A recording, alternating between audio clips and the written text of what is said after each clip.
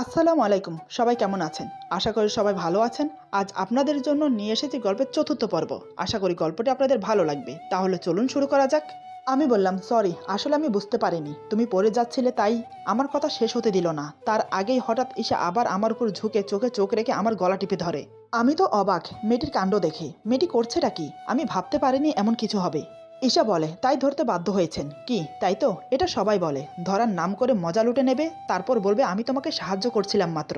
ওর কথায় আমার রাগ হলো। একে তো পড়ে যাচ্ছিল, ধরে বাঁচালাম, এখন তার উল্টো প্রতিদান দিচ্ছে। আমি ওর হাত শক্ত করে ধরে বললাম, এই তুমি বারবার আমার উপর পড়ো কেন? আমি কি ইচ্ছে করে তোমাকে জড়িয়ে ধরেছি? তুমিই তো আমার উপর পড়লে। তুমি পড়ে যাওয়াই উচিত ছিল। বারবার তোমাকে বাঁচাতে গিয়ে আমি ফেসে যাই। ঈশা বলে, তা না হয় বুঝলাম, আমাকে বাঁচানোর খাতিরে আপনি আমাকে জড়িয়ে ধরেছেন, কিন্তু ওই যে ওসব কী ছিল, সেটাও কি বাঁচানোর খাতিরে? আমি বললাম, কিসবের কথা বলছো? আমি আবার কি করলাম? ঈশা বলে, কি করেননি আবার আমাকে? আমি বললাম, তোমাকে বলো কি করেছি? ঈশা আমার দিকে রাগিত চোখে তাকিয়ে সরে গেল। আমি ওর কাণ্ড দেখে মুচকে এসে বললাম, সরি সরি, আসলে সত্যি আমি বুঝতে পারিনি এমন কিছু হবে, আর তুমিও এমনভাবে আমার বুকে এসে পড়েছো, জড়িয়ে না ধরে থাকতে পারলাম না। যা হয়েছে আমার মনের অজান্তেই হয়ে গেছে, তার জন্য সরি। ঈশা বলে, থাক আর অজুহাত দিতে হবে না। নিহাত আমার একা থাকতে ভয় করে, তাই আপনার সবকিছু সহ করতে হচ্ছে। আর আপনার আচরণে একটা কথা বুঝতে পারলাম, আসলে সব ছেলেরাই একই রকম, মেয়ে মানুষ দেখলে নিজেকে ঠিক রাখতে পারে না। আমি কিছু বলতে গিয়েও বলতে পারলাম না, কি বলবো আমি, তাই চুপ করে গেলাম। ঈশা বলে, একটা কথা বলার ছিল। আমি বললাম, বলো, শুনছি। ঈশা বলে, কাল আমাকে হয়তো মা বাবা নিতে আসবে, বলছিলাম কি আপনি কি আমার সাথে যাবেন? আমি ওর দিকে কিছুক্ষণ তাকিয়ে থেকে বললাম, তুমি নিয়ে যাবে আমাকে তোমার সাথে? ঈশা বলে, এটা কেমন কথা? আপনি তো আমার প্রশ্ন আমাকেই করলেন। আমি বললাম, তোমার যদি তাই মনে হয় তাহলে তাই, এখন বলো, নিয়ে যাবে আমাকে? ঈশা বলে, আপনি যদি যেতে চান তাহলে আমার সাথে যেতে পারেন। আমি মুচকে এসে বললাম, ঘুরে ফিরে আমার প্রশ্ন আবার আমাকেই করছো। আচ্ছা বেশ, তোমার মুখ ছোট হয় এমন কোনো কাজ আমি করব না, আমি যাব তোমার সাথে, এবার খুশি তো? ঈশা একগাল হেসে বলে, সত্যি আপনি যাবেন? আমি বললাম, যাব তো। ঈশা বলে, তবে একটা কথা। আমি বললাম, বলো। ঈশা বলে, ইয়ে মানে বলছিলাম কি, সেখানে গিয়ে কিন্তু আপনাকে আমার স্বামীর মতো অভিনয় করতে হবে না, মানে বুঝতেই তো পারছেন। আমি ওর দিকে কিছুক্ষণ তাকিয়ে মুচকে এসে বললাম, ঠিক আছে, কোনো সমস্যা নেই। তারপর আমাদের মাঝে তেমন কোনো কথা হলো না। একসময় নানান কথা ভাবতে ভাবতে দুজনেই ঘুমিয়ে পড়লাম। সকালে ঘুম ভাঙলো মায়ের ডাকে। আজ ওকে নিতে আসবো ওর ফ্যামিলি, তাই বাড়িতে অনেক বড় আয়োজন করেছে। সব মেহমানকে আপ্যায়ন করিয়ে বিদায় জানালাম। বিকেলের দিকে ঈশাকে ওর মা বাবা নিয়ে গেল। যাওয়ার আগে ঈশা আমাকে বলে, আপনি আসবেন তো রাতে? আমি বললাম, হ্যাঁ, আমি রাতে ঠিক সময় পৌঁছে যাব। তারপর ঈশা চলে গেল তার মা বাবার সাথে। রাতে আমি ওদের বাসায় গেলাম। নতুন জামাই গেলে নাকি বাজার করে নিয়ে যেতে হয়, আমিও তাই করলাম। অনেকগুলো বাজার করে ওদের বাসায় গেলাম। সবাই আমাকে দেখে খুশি হলো, তার চেয়ে বেশি খুশি হলো ঈশা। তার মুখে একটা হাসি রেখা ফুটে উঠল। সে মনে মনে বলে, যাক, কথা রেখেছে, অন্তত কারোর সামনে আমার মুখ ছোট হতে দেয়নি, আর কেউ সন্দেহ করবে না আমাদের মাঝে কি চলছে। লোকটাকে যতটা খারাপ ভেবেছি ততটা খারাপ না। এদিকে আমার ভাগ্য খারাপ। আসার সময় বন্ধুদেরকে বলেছিলাম আমার সাথে আসার জন্য, কিন্তু কেউ আসেনি। কারণ সবার নাকি কাজ আছে, তাই আমাকে একাই আসতে হলো। কিন্তু এখানে একা এসে দেখছি বিপদে পড়েছি। এমন কেউ নেই আমার সমবয়সী যে তার সাথে বসে গল্প করব। সে কখন থেকে একা রুমে বসে আছে, এদিকে ঈশারও কোনো খবর নেই। প্রায় ঘন্টা দুয়েক পর ঈশা এলো। শাড়ির আঁচলে হাত মুছতে মুছতে এসে আমাকে বলে, চলুন, রাত অনেক হয়েছে, খেয়ে নেবেন। ঈশাকে দেখে আমার চোখ আটকে গেল। ঘামার তো মুখ, মুখ থেকে ঘাম চুয়ে চুয়ে পড়ছে। তাতে আলাদা একটা সৌন্দর্য ফুটে উঠেছে ওর মুখে। কয়েক সেকেন্ড তাকিয়ে রইলাম অপলকভাবে। ওকে দেখে একদম গৃহিণী গৃহিণী মনে হচ্ছে। আমাকে অমন করে তাকিয়ে থাকতে দেখে ঈশা বলে, কি হলো, অমন করে কি দেখছেন? চলুন, সবাই বসে আছে। আমি উঠে দাঁড়াতে দাঁড়াতে বললাম, তোমাকে দেখছি, তোমাকে একদম গৃহিণী গৃহিণী মনে হচ্ছে। ঈশা বলে, গৃহিণী লাগাটাই স্বাভাবিক। বিয়ে হয়ে যাওয়ার পর মেয়েরা তো এমনি গৃহিণী হয়ে যায়। আমরা দুজন কথা বলতে বলতে নিচে চলে এলাম। নিচে এসে তো আমি আরো অবাক। বাড়িতে কোনো মেহমান নেই, শুধু আমরা চারজন মানুষ। আমি, ঈশা আর ঈশার মা বাবা। এই চারজন মানুষের জন্য এত খাবার, কি কি নেই টেবিলে? আমাকে অবাক হয়ে তাকিয়ে থাকতে দেখে ঈশার মা বলে, কি হলো বাবা, দাঁড়িয়ে আছো কেন, বসো। আমি বসতে বসতে বললাম, না মানে, বাড়িতে কি আরো মেহমান আছে? মা বলে, না, সবাই তো সেই সন্ধ্যাবেলায় চলে গেছে। আমি বললাম, তাহলে মা এত খাবার কেন? মা মুচকি হেসে বলে, সব তোমার জন্য বাবা। আমি বললাম, এত খাবার আমি খেতে পারবো না। ঈশা বলে, বেশি কথা না বলে খাওয়া শুরু করুন। আমি আর কোনো কথা বললাম না। ঈশা আমার পাশের চেয়ারে বসলো। সে আমাকে খাবার বেড়ে দিচ্ছে। মা বলে, জানো বাবা, এসব খাবার কে রান্না করেছে? আমি বললাম, নিশ্চয় আপনি রান্না করেছেন মা। মা বলেন, না, আজ নিজের হাতে সবকিছু ঈশা রান্না করেছে। এটা শুনে আমি আরো অবাক, এত কিছু কখন কিভাবে রান্না করলো, তাও আবার একা হাতে। আমি আর কিছু না বলে সবার সাথে খাওয়া শুরু করলাম। খেয়ে বুঝলাম ভালোই রান্না করে। একসময় খাওয়া দাওয়া শেষ করে রুমে চলে এলাম। কাজের মেয়েকে সবকিছু বুঝিয়ে ঈশাও রুমে চলে এলো। রাত বেশি হয়ে যাওয়ার কারণে শ্বশুর শাশুড়ির সাথে ভালোভাবে কথা হয়নি। ঈশা রুমে এসে সোজা ওয়াশরুমে চলে গেল। কিছুক্ষণ পর ফ্রেশ হয়ে কাপড় চেঞ্জ করে বেরিয়ে এলো। আমি তখন বারান্দায় দাঁড়িয়ে রাতের দৃশ্য দেখছি। বাহিরের পরিবেশটা খুবই মনোরম। ওর বারান্দা থেকে অনেক দূর পর্যন্ত দেখা যায়। ঈশা ধীর পায়ে এসে আমার পাশে দাঁড়ালো। ঈশা বলে, কফি খাবেন? আমি বললাম, মন্দ হয় না। ঈশা বলে, আপনি এখানে বসুন, আমি কফি নিয়ে আসছি।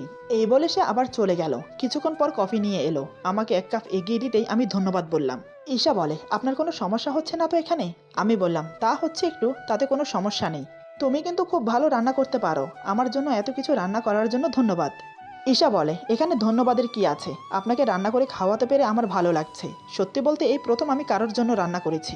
এভাবে টুকিটাকি কথা বলে দুজন ঘুমোতে চলে এলাম। মাঝখানে বালিশ দিয়ে দুজন দুই পাশে শুয়ে পড়লাম। ঈশা বলে, আমার কথা রাখার জন্য ধন্যবাদ। আমি বললাম, এখানে ধন্যবাদ দেওয়ার কি আছে? তুমি না বললেও আমি আসতাম, কারণ এটা নিয়মে পড়ে।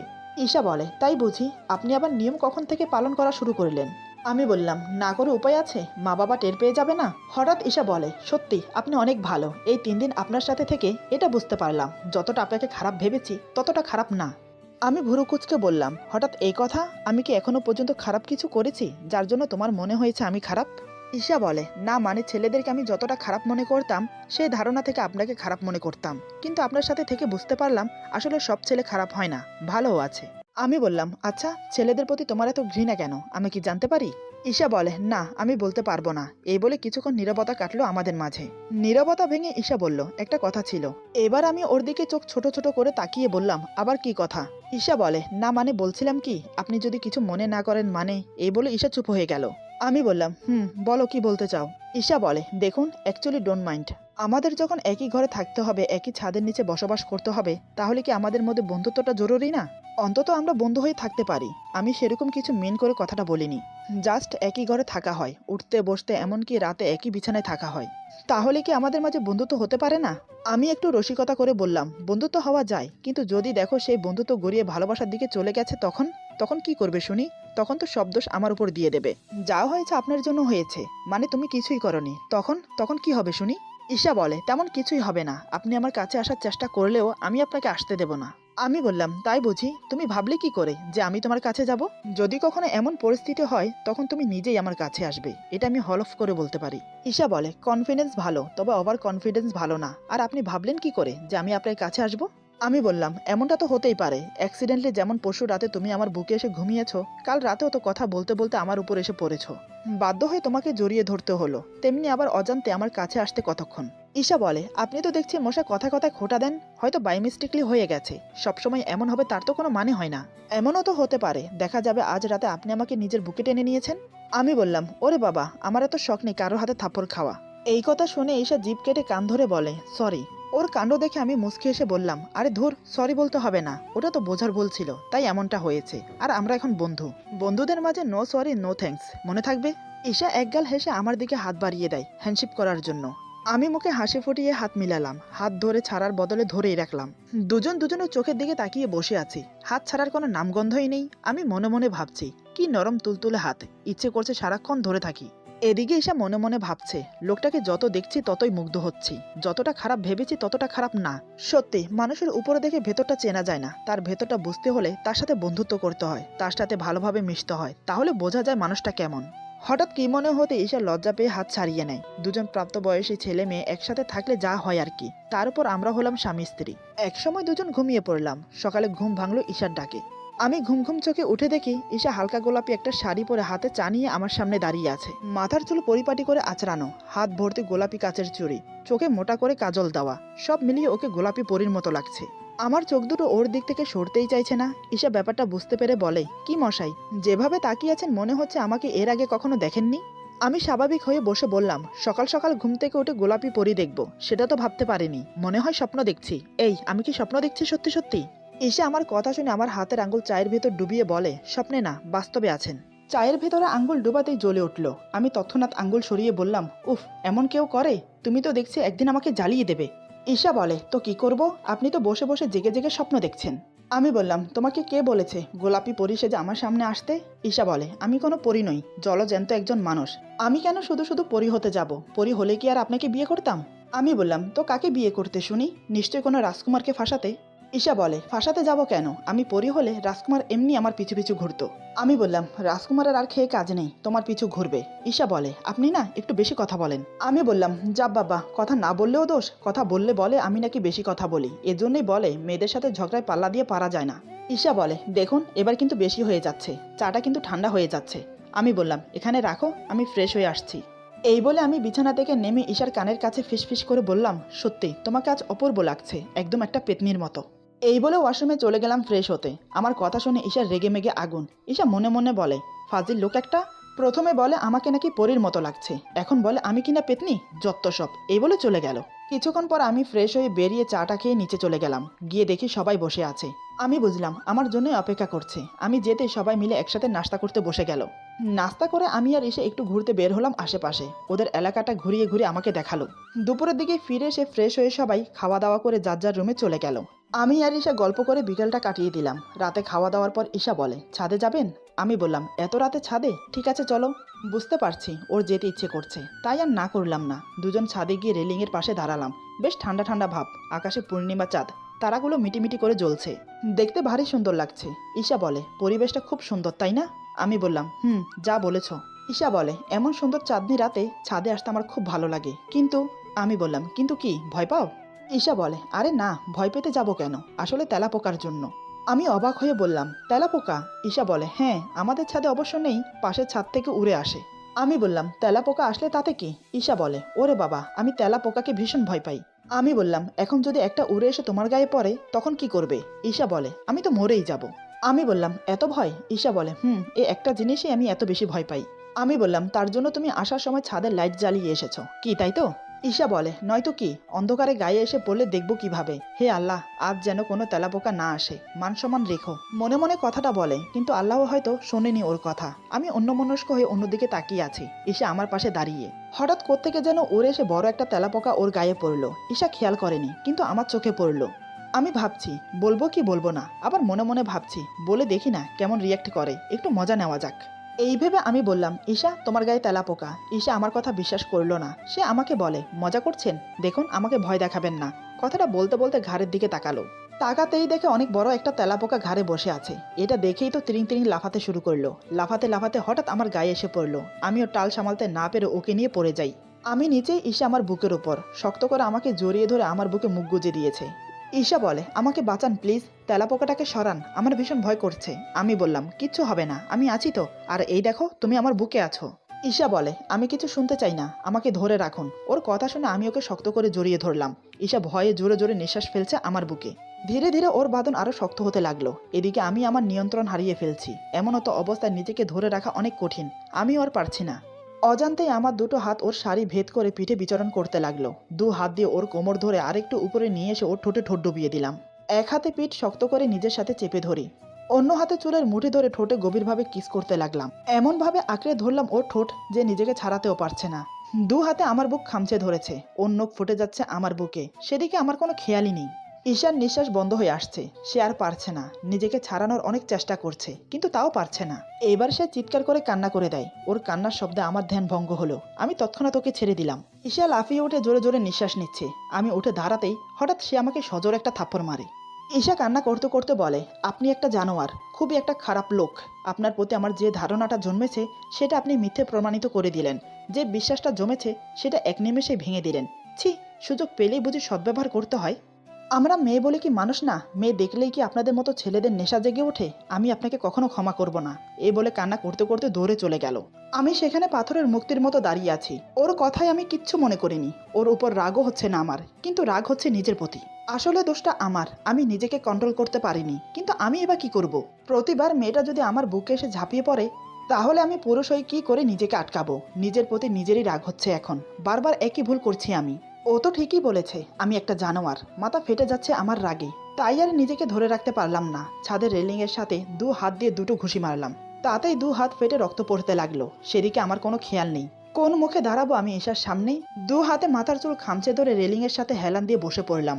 ইচ্ছে করছে না নিচে যেতে। শ্বশুর বাড়িতে এসে এমনটা করা আমার একদম উচিত হয়নি। চলেও যেতে পারবো না, তাহলে ঈশার মুখ ছোট হয়ে যাবে। নিজেরও একটা মান সম্মান বলে কিছু আছে। সেখানেই বসে দু হাঁটুর উপর হাত ভাঁজ করে দিয়ে মুখ গুজে বসে রইলাম। চোখ থেকে টপ টপ করে জল পড়ছে কোলে। পুরুষ মানুষ সহজে কান্না করে না। যখন সে অসহায় হয়ে যায়, অতিরিক্ত কষ্ট পায়, তখন সে কান্না করে। আমাকে কেউ কষ্ট দেয় না, বরং আমি সবাইকে কষ্ট দিয়ে নিজেই কান্না করি। কেন হয় আমার সাথে এমন? রেলিংয়ের পাশে বসে মনে মনে এসবই ভাবছি। এদিকে ঈশার রুমে গিয়ে শুয়ে শুয়ে কান্না করছে। ও ভাবতে পারেনি আমি ওর সাথে এমন করব।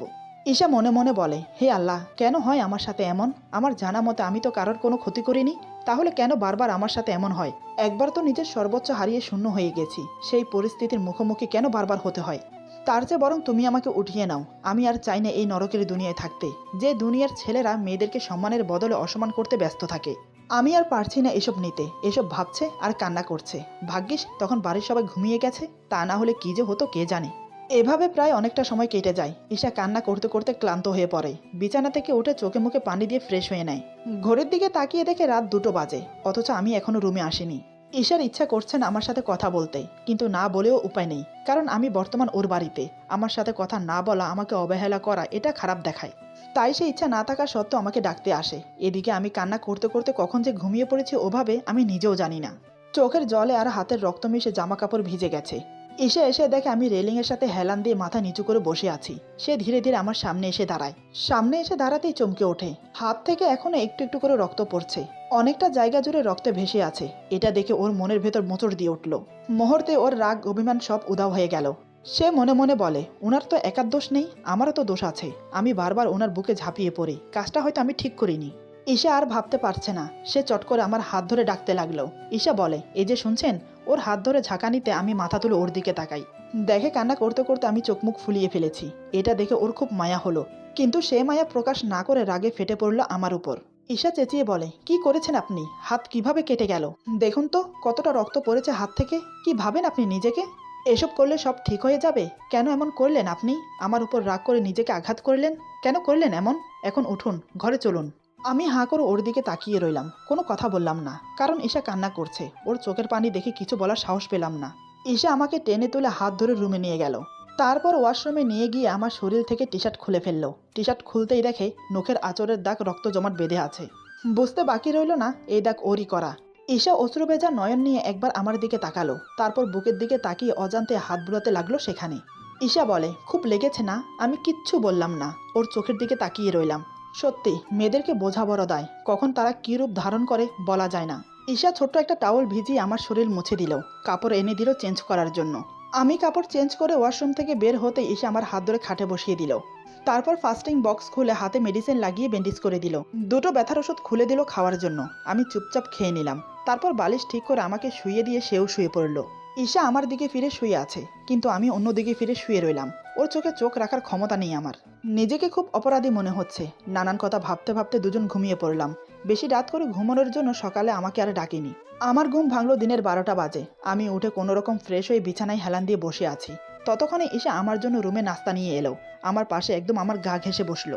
আমি কিছু না বলে একটু সরে বসলাম। ঈশা ব্যাপারটা বুঝতে পেরেও কিছু বলল না। আমার 2 হাতে ব্যান্ডেজ করা, কিভাবে খাবো এটা বুঝতে পেরে ঈশা নিজের হাতে আমাকে খাইয়ে দিতে লাগলো।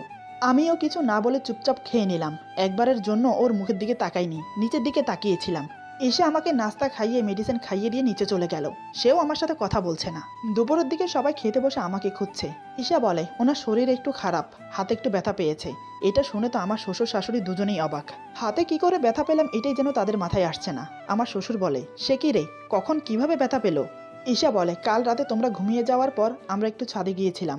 সেখানে দরজার চিপায় 2 হাত আটকে গিয়ে ব্যথা পেয়েছে। অনেকটা কেটে গেছে 2 হাতে। আমি মেডিসিন লাগিয়ে ব্যান্ডেজ করে দিয়েছি। বাবা, তুমি একজন ডাক্তার ডেকে নিয়ে আসো। মা বলে, তোর আকল জ্ঞান বলতে কিছু আছে? রাতে ছেলেটার হাত কেটেছে, আর তুই আমাদেরকে এখন বলছিস? ছেলেটা মনে মনে কি ভাবছে বলতো? বাবা বলে, আমি এখনই ডাক্তারকে ফোন করছি। এই বলে বাবা উঠে চলে গেল ডাক্তারকে ফোন করতে। এদিকে হাতের ব্যথায় আমার গায়ে জ্বর এসেছে, তাই আমি চাদর মুড়ি দিয়ে শুয়ে আছি। প্রায় আধা ঘন্টা পর ডাক্তার এলো। আমার হাতের ব্যান্ডেজ খুলে আবার নতুন করে মেডিসিন লাগিয়ে ব্যান্ডেজ করে দিল। কিছু ওষুধ লিখে দিয়ে চলে গেল। যাওয়ার সময় বলে গেল, ভয়ের কিছু নেই, হাতের ব্যথার কারণে জ্বর এসেছে, নিয়মিত ওষুধ খেলে ঠিক হয়ে যাবে। আর হ্যাঁ, কিছুক্ষণ পরপর মাথায় পানি পটি দেবেন, তাহলে জ্বর তাড়াতাড়ি কমে যাবে। এই বলে ডাক্তার চলে গেল। আমি চোখ বন্ধ করে শুয়ে আছি। চোখ খুলে তাকাতে পারছি না, চোখ দুটো খুব জ্বালা করছে। ডাক্তারের পিছু পিছু আমার শ্বশুর শাশুড়ি চলে গেল। ঈশা ঠায় দাঁড়িয়ে আমাকে দেখতে লাগলো। সে মনে মনে বলে, যা হয়েছে আমার জন্য হয়েছে। কেন যে আমি রাগের মাথায় থাপ্পড় মারতে গেলাম, কেন যে এতগুলো বাজে কথা শোনালাম, এইসব ভেবে পানি নিয়ে এসে আমার মাথায় পানি পট্টি দিতে লাগলো। প্রায় 2 দিনের সেবায় আমি সুস্থ হয়ে উঠলাম। এরই মধ্যে এসে আমার কাছে ক্ষমা চেয়ে নিয়েছে। আমি বললাম, এগুলো সবসময় হতেই থাকবে, বারবার ক্ষমা চেয়ে নিজেকে ছোট করো না। এভাবে 5 দিন কাটিয়ে শ্বশুরবাড়ি থেকে ঈশাকে নিয়ে চলে এলাম নিজের বাড়িতে। তারপর থেকে আমাদের জীবন ভালোই চলতে লাগলো। ঈশা আর আমি বন্ধু হবার পর থেকে একে অপরের সাথে অনেকটা ফ্রি হয়ে গেলাম। মাঝে মাঝে রাতে বাই মিস্টেকলি একে অপরের কাছে চলে আসতাম। একই বিছানায় থাকি যখন, এটা হতেই পারে, স্বাভাবিক ব্যাপার। ঈশাকে বিয়ে করার পর থেকে আমার অতীত ধীরে ধীরে ভুলতে বসেছি। ঈশার ক্ষেত্রেও তাই। দুজনের মাঝে ভালো ভাব জমেছে, একে অপরের সাথে সবকিছু শেয়ার করি। এভাবে প্রায় 6-7 মাস কেটে গেল অনায়াসে। একদিন বিকেল আমি অফিসে বসে পত্রিকা পড়ছি। হাতে কোনো কাজ ছিল না, তাই হঠাৎ আমার একটা আর্টিকেলের চোখ আটকে গেল। আর্টিকেলটা আমি একবার একবার করে 4 বার পড়লাম। আর্টিকেলটা পড়তে পড়তে আমার মাথা গরম হয়ে উঠল। ইচ্ছে করছে নিজের চুল নিজে টেনে ছিঁড়ে ফেলি। মুহূর্তের আগে আমার চোখ লাল হয়ে গেল। কেন বারবার একই জিনিস ঘটে? কেন আমার সামনে এসব পড়ে? কি হচ্ছে এসব? এরপর যা হলো। আজকের গল্প এখানে সমাপ্ত। গল্পের বাকি অংশ পেয়ে যাবেন আগামী পর্বে। সবাই ভালো থাকবেন, সুস্থ থাকবেন। আল্লাহ হাফেজ।